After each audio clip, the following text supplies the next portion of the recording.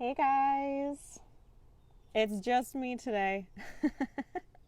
I don't know how many people are going to watch because I didn't really talk about it that much, but I'll just wait a couple seconds, see who joins, um, and we'll just chat. And what I really wanted to do today was talk to you guys a little bit more about the casting director's cut and answer a lot of questions and just lay it all out there and talk about reels because they're so important, and I talk about reels all the time.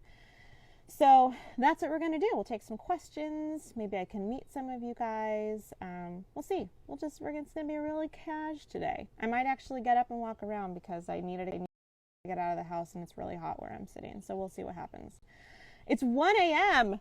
in London. Look who's up and watching. I am usually on my 10th dream by then. So kudos to you. So the first thing I want to do is just talk to you guys about what is the casting director's cut? Why was it created?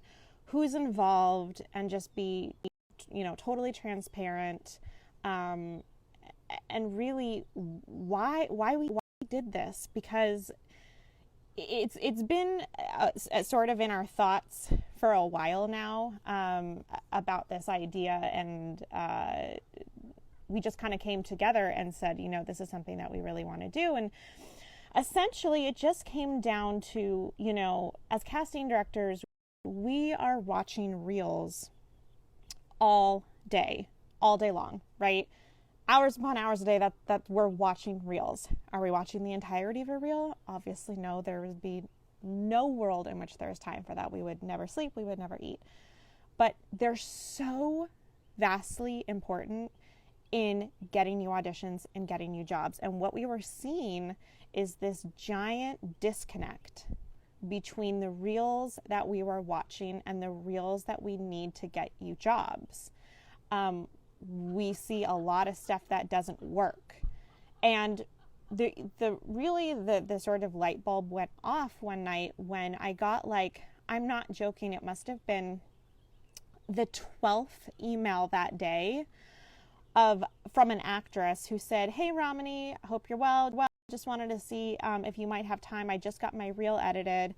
Would love your advice." And so if I have time to do those things, I try to do, I try to respond to as much as I can. I try to watch as much as I can, in between work. And so I watched and I had a lot of advice, So I wrote back and I said, "Hey, cool reel. This is what I would do, yada, yada, yada." And she wrote back and she said, "Oh, bummer, I just got it edited, but I'll keep these notes in mind for next time." And I'm just like, well, you asked my advice, and I was just kind of talking about it out loud. It's a lot of these things would be useful for actors to know before their reel is edited, so that you don't go and get it edited by someone who's not a casting director and doesn't understand what casting directors need to get you jobs, to get you in the room. And if anyone has ever taken one of my classes or, done one of the services, and you've heard one of us say this spiel a million times, but I think it's really important to hear why reels are so important, because our casting process has evolved. It's going to evolve further after this, obviously, but it has evolved a lot before this, and how it's evolved. And again, this is going to be like repeat information for some of you guys, but the traditional way of casting, and I know a lot of you guys have gone through this route, is where you come in for a pre-read, right? So the pre-read is just that initial audition, where you come in, we meet a lot of actors, and then we call back our favorites and we bring those actors back for the producers, which we call a callback or a producer session. And every office is different. Some offices still like to do it this way, but many of them don't. And although I came off of a series a year ago where that was kind of their standard way of doing things, I hadn't done a pre-read session in 7 years. And I'm talking series regulars. I'm talking pilots. We didn't bring people back for producers. We put them on tape for producers. And the reason why we're starting to see a trend of that is just mostly because of all the content out there, right? There's all these new streaming services and platforms, and like Go 90 and YouTube Red and all these amazing things, which is a great thing because it means more work for all of us. But what that boils down to is it's more work, and we have to work more efficiently, So in talking about a standard timeline for television, which is the majority of the things that I work on, you have 8 days in a prep schedule, so by day 8 is when you want to be fully cast. We usually have our table read on day 7, so you want to be fully cast before then. We try to release our breakdown on, say, day 0. Sometimes it's day 1. And then you're talking like 6 days to cast an episode that could have upwards to 20 roles with thousands of submissions per roles. So we have to be as efficient as possible with our time when watching material. And what we've seen, because we're just putting people on tape for producers instead of bringing them in for a pre-read and calling them back, is that in a way, your reel has replaced that pre-read. That's a big deal, We are using that reel as that understanding of what you're capable of instead of taking a chance on you for a pre-read and whatever and then bringing you back. It is so imperative that, especially in TV and just how fast everything moves, that we can see the actor's ability before we bring them in. We just need to know, and the only way we can tell an actor's ability is through their reel. It's not through their resume. It's not through their headshot. So, this has been the case for a while, but no one really talked about it. No one really understood. Do casting directors watch reels? What do they use them for? And they are used for a lot of different purposes, but if your material is not showing what you're fully capable of, it's going to be very, very hard to get auditions, and it's going to be very hard to book those jobs. So, I just had this idea, and we were talking with the other casting directors involved, and I said, I wish that there was a way for us to work with actors where we could, using our years and years of experience watching reels, knowing what works, knowing what doesn't work, being able to watch everything they've ever done, everything they've ever shot. And unlike watching a reel through a submission where you watch a few seconds and then you move on to the next person, watching through it usually multiple times and extracting the best seconds, the best moments, the moments that really capture our attention and make us say, that person's special, I want to bring them in. That's how you craft an amazing reel. So while it's an editing service, that really makes up like 20% of what the casting director's cut is. It's really about, let's work together. I'm gonna look at everything and say, when I extract these seconds, that is your strongest work. This shows your highest potential. And that is really the key. And there's no rules as to how long it has to be. It can be as short as 30 seconds, 60 seconds. It can be as long as 4 minutes, 5 minutes. There aren't rules, you guys. We're not going to have time to watch the entirety of a reel anyway, so it doesn't matter, right? It's just about opening up that window of opportunity as much as possible, so that every single time a casting director clicks through your reel, they are watching your strongest work, so that we don't even give them the opportunity to click on a weaker, oh, there's Erica, hey. I lied, that's the only one I saw so far. So that the only time there is no sort of weak part is what we're trying to get to. So it's really just about opening up that window of opportunity as much as possible. And it's really about trust and knowing that even if your reel has now been shortened down to a minute, you know what? That is a minute of your very best work. And Well, another thing that I like to tell actors is to not sort of confuse the purpose of your tools, right? So there are three main tools that actors use when trying to get an audition. There's a headshot, there's your reel, there's your resume. And they each serve a very specific purpose. And a lot of you who have consulted with me have heard me say this before, but your headshot, its only purpose is to show us what you look like, you know? So that notion of what pops for you in a headshot. Well, there's no popping. there's no firework. All right. We have these very specific concept meetings, concept calls before we release the breakdown, so we know what we're looking for physically, and you either fall into that category or you don't. So when we're going through submissions, if I'm going through and you're physically in the realm of what we're looking for, I'm not going to spend more than a second or two on that headshot.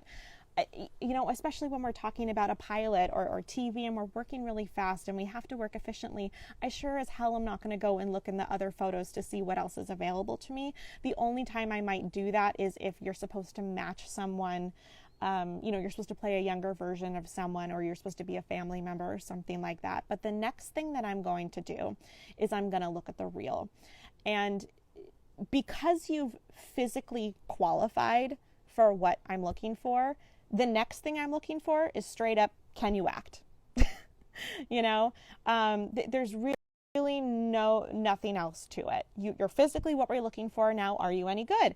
And so the whole idea is to trust that each of these tools serve its purpose. For example, if you're really excited about a co-star that you booked on Scandal, but it's like a really wide shot and I can't even see your face and there's a lot of busyness going around and it doesn't serve you as an actor and it doesn't show what you're capable of, leave it out. Because if I'm watching a reel that just shows really, really strong acting, but I don't see any fancy footage or I don't see any like professionally produced material, then I might say, oh, this person's really interesting. This person is a great actor. And then I'm going to look at their resume and boom, they have some co-star credits. So trusting that each of those tools serves a specific purpose. Your headshot tells us what you look like, your resume tells us your experience, and your reel shows us what you're capable of as an actor, and leave it at that. And just because you shot something, just because you worked on something, doesn't mean that that role shows what you're capable of. And you really need to take a step back and say, does this belong in my reel?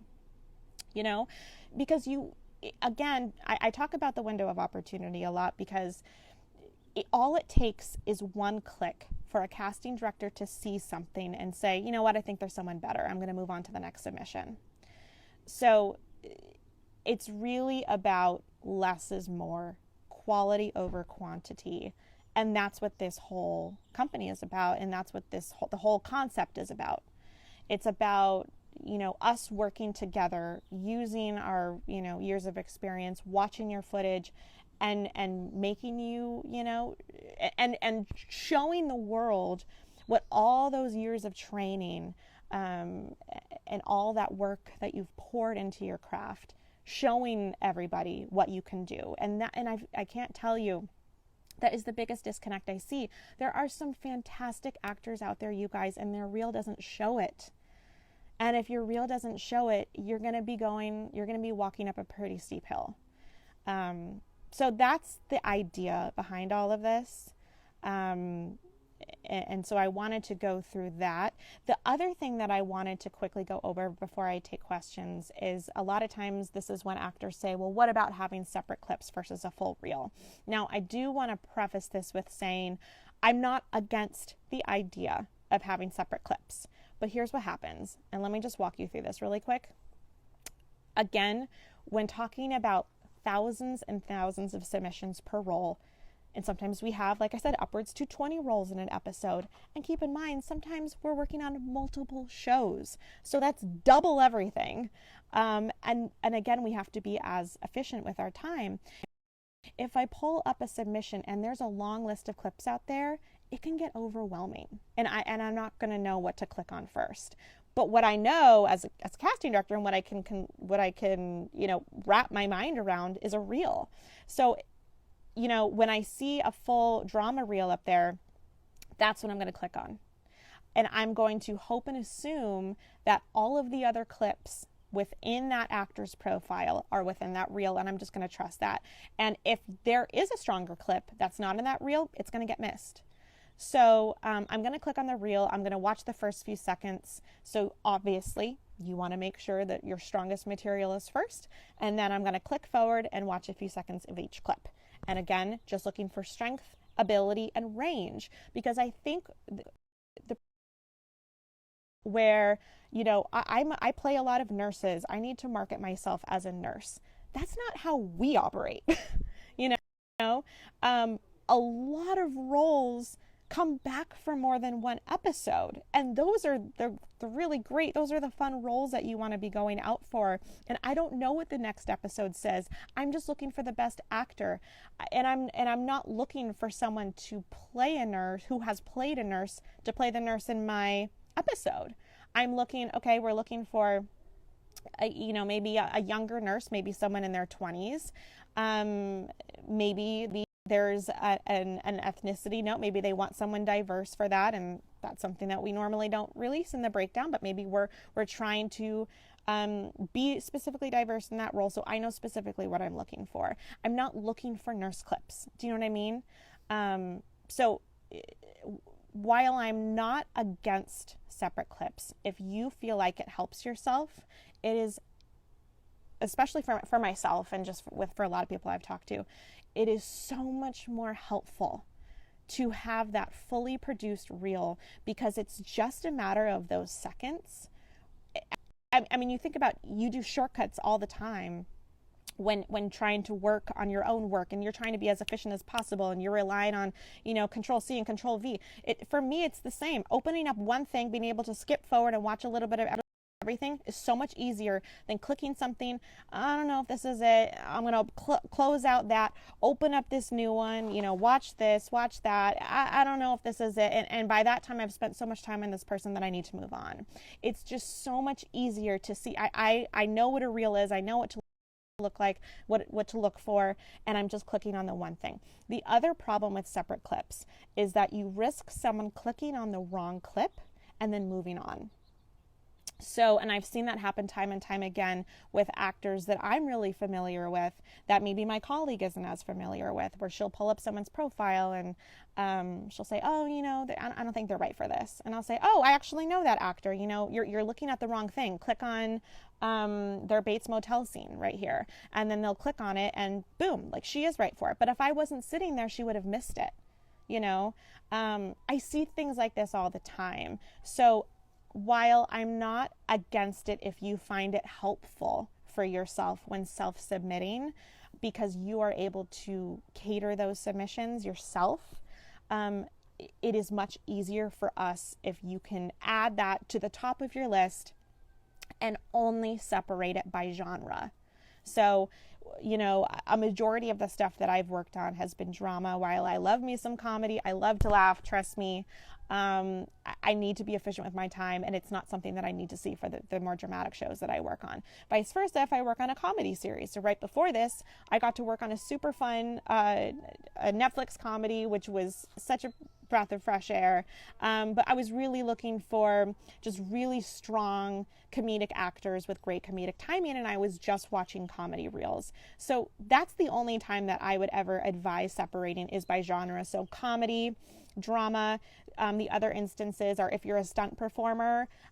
We sometimes, not a lot, but we do sometimes cast stunt performers, and it is nice to have that stunt reel so we can say, okay, they actually, have legitimate stunt experience. If you speak a specific language, that's so helpful to have your own separate clip, because in the rare times that we do cast or do need to cast someone who speaks a specific language. I can't tell you how many times we've brought in actors who said they could speak a language, walk in, admit that they use Google Translate, to say the lines, and it just doesn't. We can tell it's not authentic. So being able to see those things ahead of time are really helpful. The other time that if you're a host, if you're a newscaster, having that, that's generally what and anything specific is the only time that I would advise splitting up. So that's a lot, again, kind of going to how important your reel is. And then also just, we do use it many, many times to get you the job. So it serves the purpose to get you into the room, and then we send, for the most part, usually we send your reel with your audition to say, hey, this person was great, but look at their experience. And so the decision isn't that their reel isn't just being used to get in the room, it's being used to sell you to our producers, to our director, to our studio, to our network. It's so vastly important. And I can't tell you how often we feel frustrated, honestly, by seeing such wonderful actors who we fight for and we believe in, but our fighting techniques are limited by the reel. And so really the idea behind all of this was, let's get actors on the right path so that they can help us and we can help them. So I will step off my soapbox now. That is my little spiel. There's so many questions, you guys. I wanted to just get that out and talk about reels and why they're so important, and especially how they're changing with this process and how we're moving into virtual casting. We're going to be seeing a lot of self-tapes for sure, but we're going to be watching a lot of reels because we need to. There's just not enough time with the amount of content that the studios are going to throw at us. And it's a great thing. It's a great thing that there's going to be so much work coming out for everybody, but let's help each other and show us what you are truly capable of, not just something that you shot in your kitchen because you needed something to show for yourself, and we can talk more about other things that, you got other questions you have. Okay, I'm going to start scrolling down because some of these are funny. Okay, if I just okay, this is about like resume stuff. I'm going to try to do mostly real stuff. Okay. More of a drama and comedy reel options. Should we put clips into a separate reel? Yeah, so if you have clips but want to create more of a drama and comedy reel option, should we put our clips into a separate reel? Absolutely. Absolutely. Having a again, if I'm working on a drama series and I pull up a submission because someone physically is in the realm of what I'm looking for, and I see the drama reel at the smack dab at the top, that's like amazing, especially if it says, Ramani, Leah 2020 drama reel. That like makes my heart sing because I know it's fully updated and I don't have to worry about if it's, old footage or what. So that's the first thing I'm going to click on. And I'm just going to assume that everything she wants me to see is within that reel. So I would absolutely recommend taking those clips and constructing something out of that for each genre. Okay, someone said, I know you guys look for someone who's involved with classes. What if you can't afford acting classes?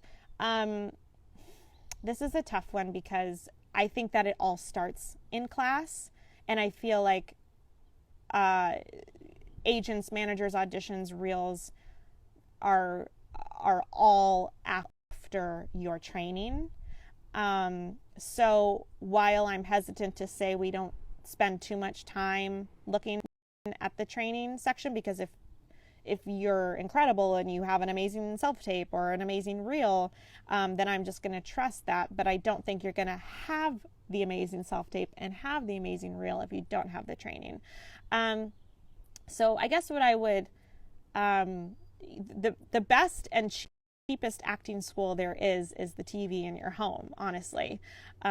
So, classic movies, television shows, being in the golden age of television that we're at, that is the best acting class that you can have right in the privacy of your home, just to start with. Something that an actor friend once did that I think is really interesting is she made a list of really great actors who she admires, and she studied them, and she went down the list and she watched all of their, not even their major films, but just really anything from the start of their career to the present, and just watching how they evolved. And she said she just got so much out of that study, and that's, a free study, or and really all you need is some sort of streaming service account for $10 a month. Always be in class, always strive to learn. You can always be evolving your craft, but that's a great way to start. Slate shots. Do I watch them? I don't watch slate shots.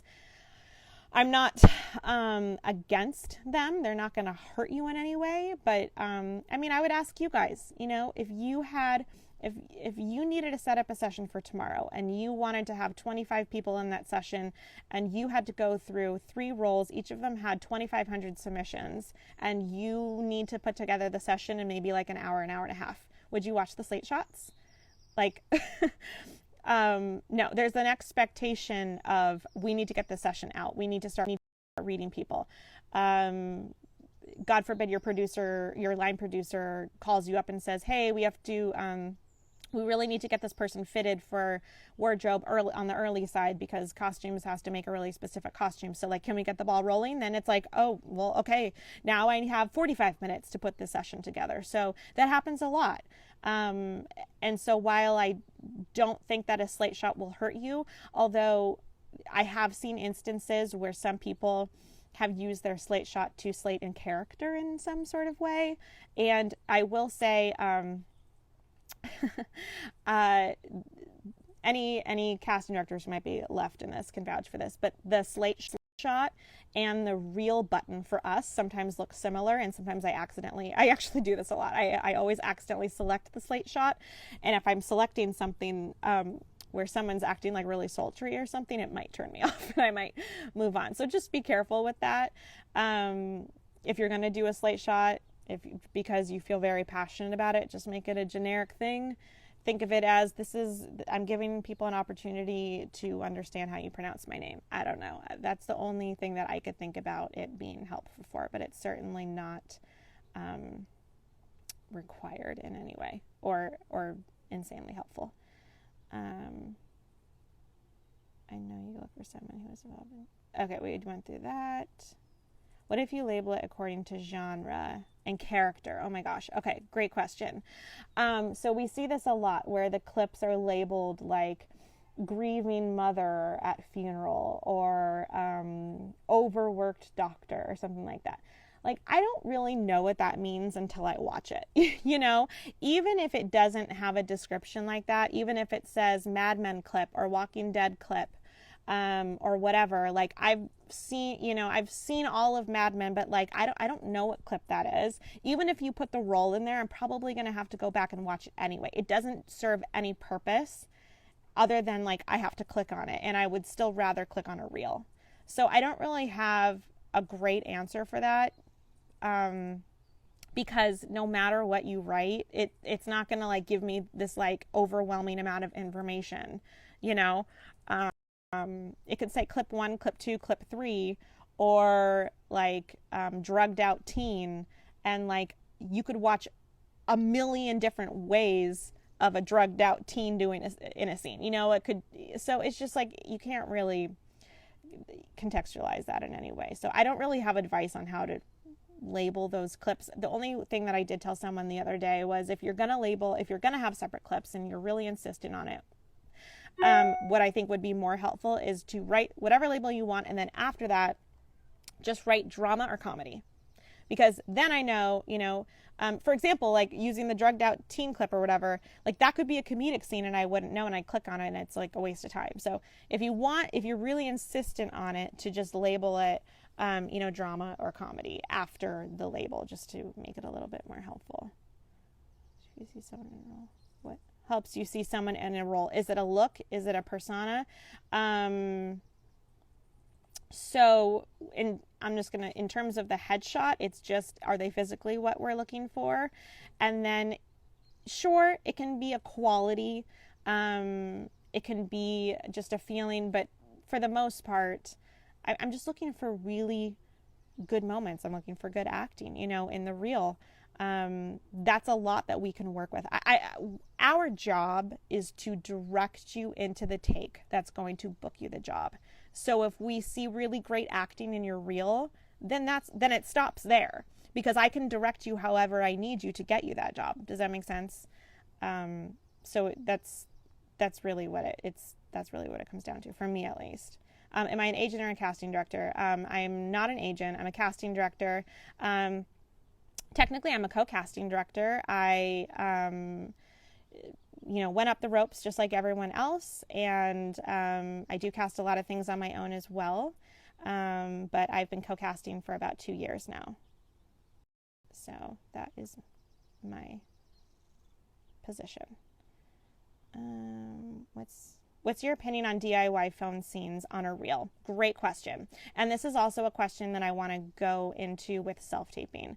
So something that I have been a big advocate of is, if you don't have enough footage in your reel that shows what you're truly capable of, then you are in a great digital age that we are in to take control of your career and put a really great scene on in self-tape format. Now, some people might have mixed opinions on this. I think for the most part, everyone can agree. We've seen everything under the sun when we're watching a reel, right? I've seen people talking to the camera in their car, telling jokes. I'm not joking, you guys, I've seen TikTok on people's reels, so I've seen everything from that to like the most beautiful aerial Roger Deakins shot that you've ever seen. I've seen everything in between. And that's the majority of us. I mean, we've seen everything, So again, we are just looking for good acting. And this is something that you've heard all of the casting directors that I've had on here say, we have cast series regulars off of a self-tape. We have cast major recurring guest stars off of a self-tape. We understand self-tapes. That's something that we can wrap our minds around. I'm also a big proponent of doing away with rules and focusing more on the craft and the acting. With that said, there is something that I like to call the distraction factor.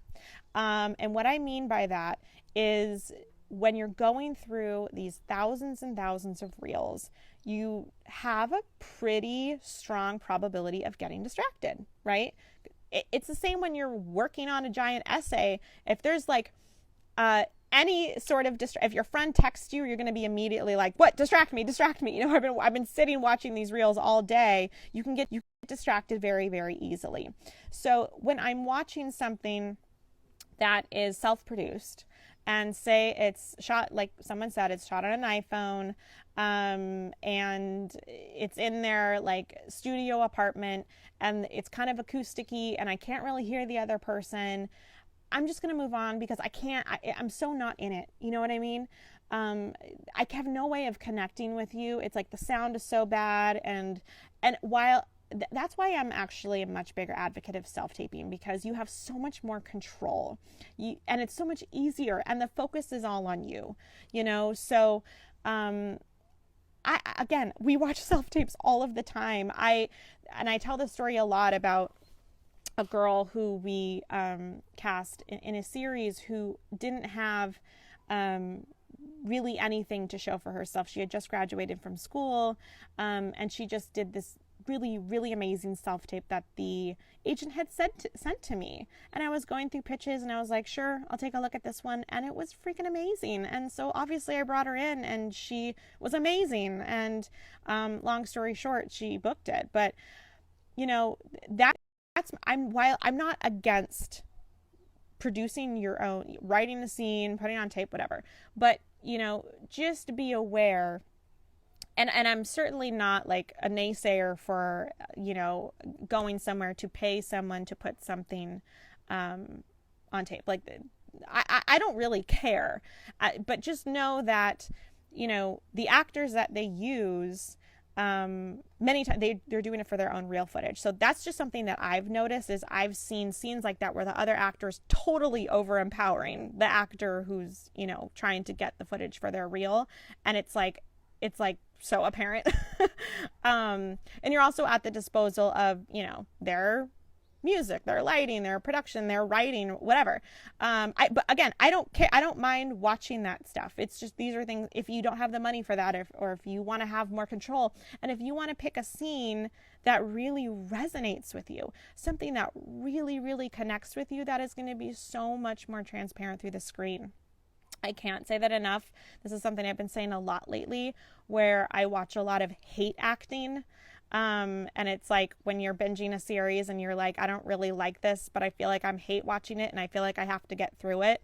That's what I call an actor who's hate acting a scene, where they're doing it because they feel like they need to fulfill a certain, a certain quality that a casting director needs, instead of choosing a scene that inspires them, that resonates with them. It is night and day difference when I'm watching a self-tape by an actor who's doing a role, doing a scene that they just love. That's what I love about my job. I love watching moments where actors are like, their heart is exploding because they are so connected. That's why we all love this. I love watching that. You guys love that. And you have control with that when you choose scenes that you put in self-tape format. So I just always encourage to go for those types of scenes. Just show us that you're a great actor, and you'll be right for a million things. You don't need to market yourself a certain way. Just market yourself as a great actor. So that was kind of a long-winded answer to your question. I apologize. But I wanted to make clear that I'm not, while I'm not against anything specific, but just know, if you're going to do something on your own, to make it as less distracting as possible, so that if I can't hear you, I'm just going to move on, because there's just so many people to go through. Okay, answered that question. Someone said, former CD, current teacher here, can I ask a self-tape question? Absolutely. I want to start taking people in. I've never done this before. So maybe I'll add you in. It's Mara Casey. I'm way up on the comments, so maybe I need to scroll down. I'm way up here. Mara Casey, I saw your question way up there. So if you want to request, you can come in, you can ask me a question, or if you're up here, okay, I don't see you. If you request, I'll add you in. Okay. For your reel, do you need to label each scene in the combined self-tape footage? Okay. The other thing that I myself am guilty of and have noticed over the years is, again, talking about just getting distracted and just all of the reels that we have to watch. A lot of times when I'm just seeing some funny comments now. A lot of the times when and they fill up their water bottles and they kind of just settle in, get nice and cozy, because I know they're going to be watching a lot of reels. And something that I hear a lot of throughout the office is, what is this? What am I watching? Is this from Masters of Sex? Is this, what is this from? And I'm hearing that all the time, and producers do it too when we show them reels. They'll say, what is this? And they're focusing on what this is and not what the acting is in front of them. So I always encourage, in a really, really subtle way, just labeling NCIS, a very subtle lower third that comes in, comes out. This is something that we do with all of the reels too. We're consulting with obviously all of the footage, and we're editing it in a way that works best for us. Because in turn, that's going to work best for you. So, yes, I do recommend labeling each clip very subtly, just so that it pops in, lets us know, hey, this is what this is. Cool. Now I'm going to focus back on you, because that's what matters most. What What's the best way to make relationships with CDs during quarantine? You're doing it right now, girl. You're doing it right now. All just the amount of just offerings of casting directors with challenges and doing these lives, and it's certainly not just myself, and it's not just the casting director's cut. A lot of people are opening their DMs and just connecting right now. So just being here on this space and just connecting in this way has personally been really, really, really fulfilling for me. I know it's been really fulfilling for other casting directors as well. So I say take advantage of it. And I've honestly met some really incredible people through this, really incredible actors who have written me some just beautiful messages, and people who I want to stay connected to. And I don't know. I think it's going to be hopefully really busy. I think the studios are eager, like I said, to get more content out there. I'm not worried about them financially. They've got to save you the savings account. They're fine. So, you know, I think it will be really busy, and I think, you know, a lot of this ability for me to sit outside and talk to you guys will start to phase out. I'm hoping to continue in some capacity to keep connected, because this has been really rewarding for me. But that is my take. What if the footage is from short films? Do you label the short? So here's something that I feel very passionate about. And I talk about this a lot, and it's all of these rules that your agent told you, that your manager told you. And I'm not blaming agents and managers right now. I'm just saying this is where a lot of people get this information from. I just want to do something that works best for us. And yes, if you do a short film and you label the short film, I'm still not going to know what that is. So we put a very, very subtle label a smaller label underneath that says short film.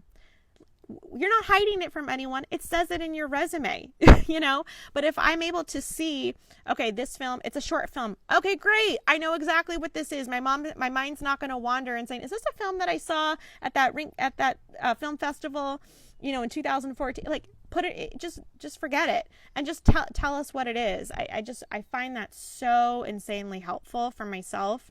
And it really, the rules. Yes, there are rules there. You know, you want to come into the audition prepared, and I don't know. There's rules for sure, but not being able to say what it is just absolutely just funny to me, honestly. Any specific resume formatting do's and don'ts? Absolutely. I would love to just come on here one day and talk about resume formatting. It's not, like I said, it's not that big of a deal, but it is. I think the biggest one that we see is the TV side being not labeled correctly. Film too, but when you are crediting yourself on your resume for TV credits, I don't know what Paul is. I don't know what supervisor means, but I know what a co-star is, and I know what a guest star is, and I know what a recurring guest star is, and I know what a series regular is. So that's how you should be labeling for TV. For film, again, don't know what Gardner number 2 is, but I know what lead and supporting is. So that's obviously very helpful for us. The only time that you really, I would say, put the character name is for theater. Is it better to put recurring or recurring co-star? Well, if you recurred, absolutely put recurring. I mean, that shows that you can handle, you know, what the producers have thrown at you, what the writers have thrown at you for multiple episodes. That's definitely helpful to put recurring. Do you find IMDb helpful? I don't look at an actor's IMDb unless I'm looking for their rep information. So if your IMDb is not updated with who you're represented by, that is not helpful. So that's the only thing that I'm ever looking for on someone's IMDb, is who their agent and manager is. I'm just looking at some more. Okay. let me see. Does anyone have like a really specific question and want to hop in with me? Like something you want to talk about?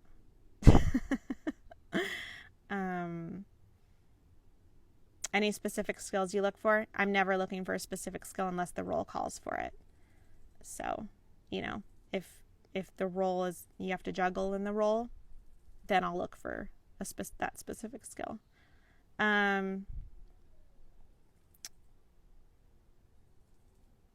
Okay.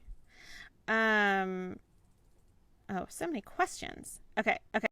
I'll just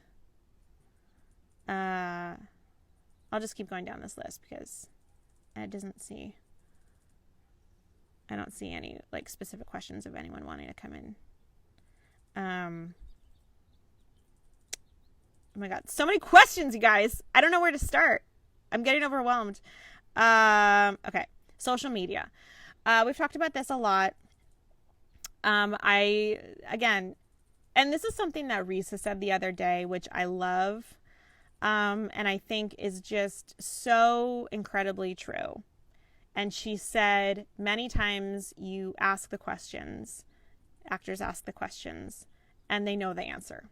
You know, so you really just have to put yourself in our shoes.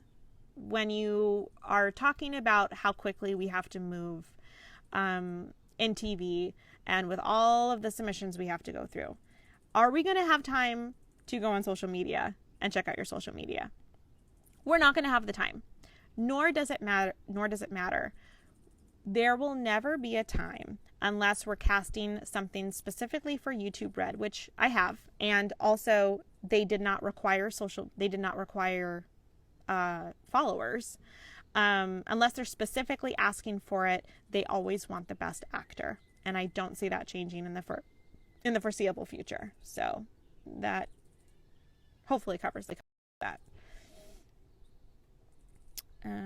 Yeah, Aurora, can I come in to ask about the importance of agency and agency level? Totally. Where are you? Add yourself in here. Hang on. Uh-oh, am I freezing? Where are you? Are you requesting?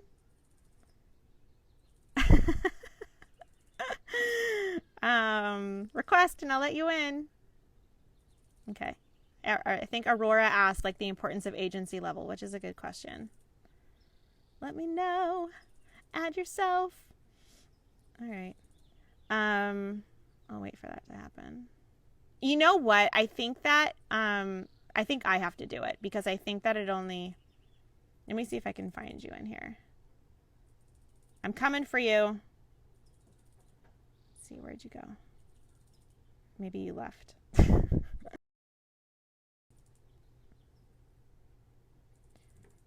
see. No, I don't see you. Oh, there you are.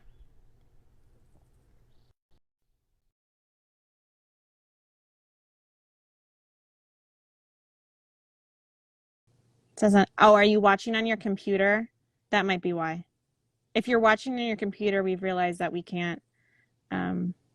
Let's try.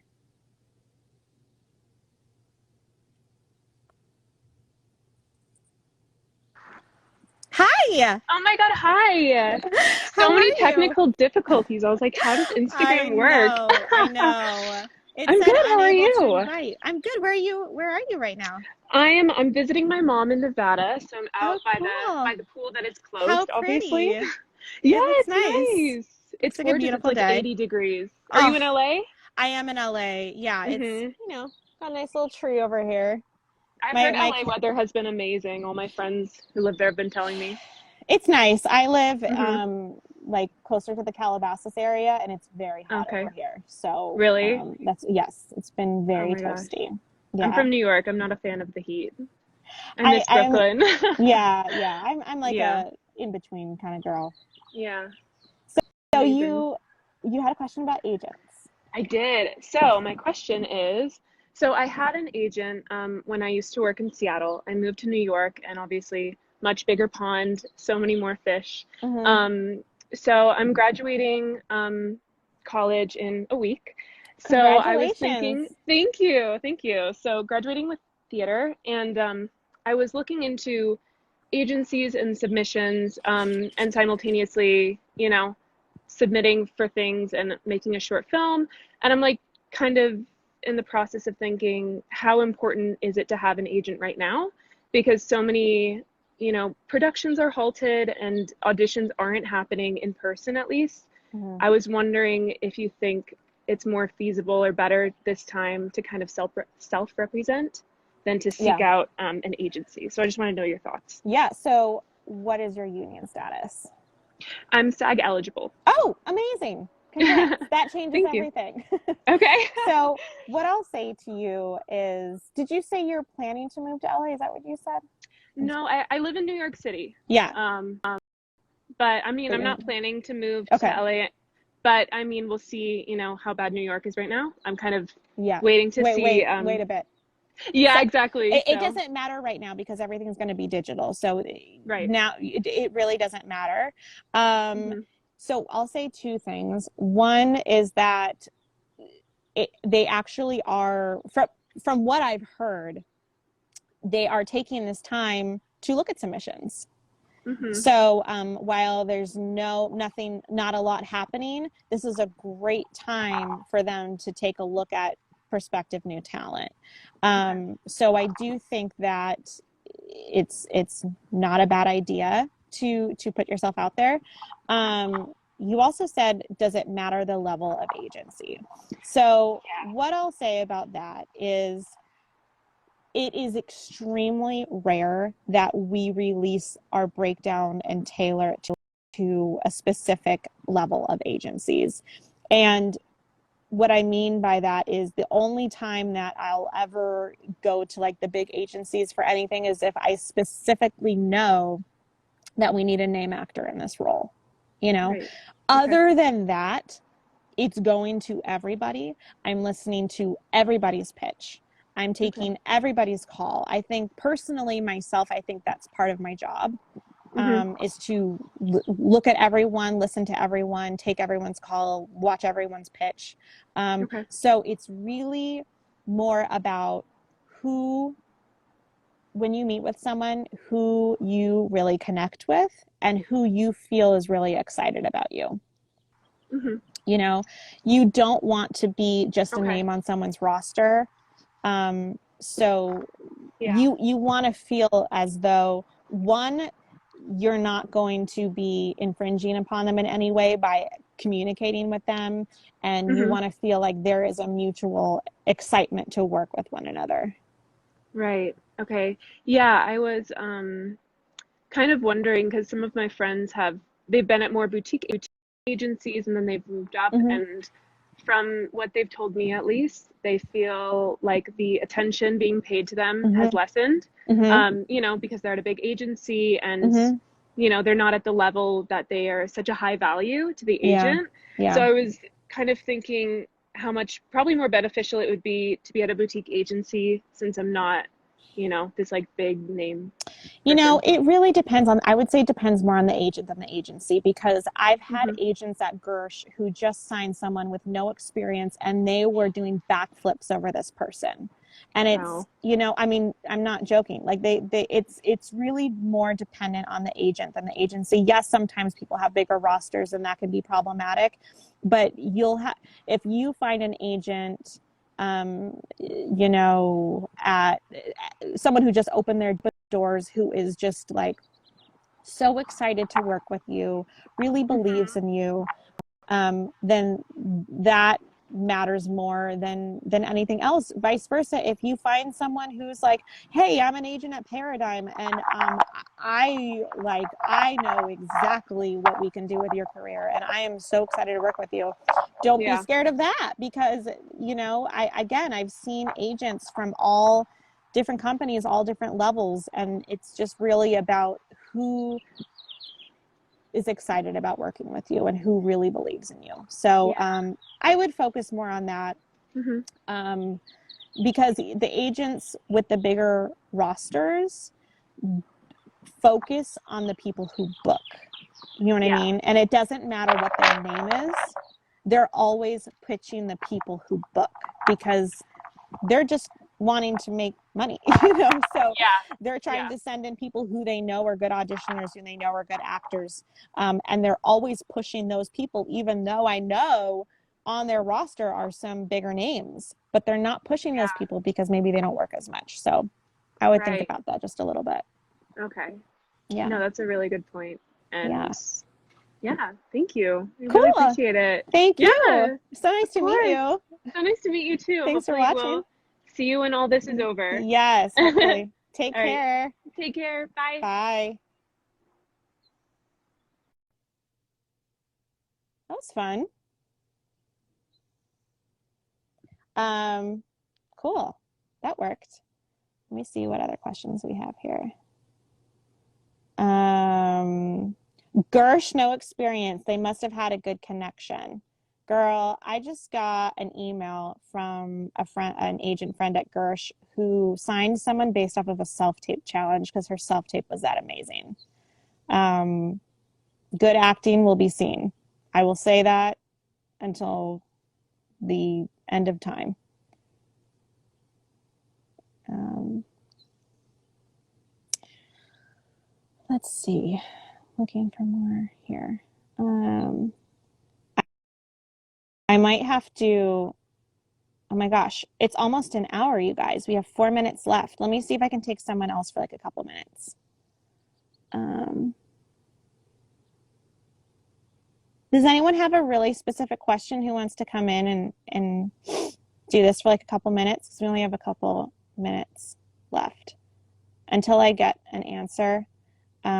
I will just say that hair is easily changeable. Someone just asked about, does hair length matter? Nope. You can cut your hair, you can dye your hair. I mean, I guess if you have a buzz cut, and we need someone like really, but we can sometimes like figure that out. Again, good acting always matters first.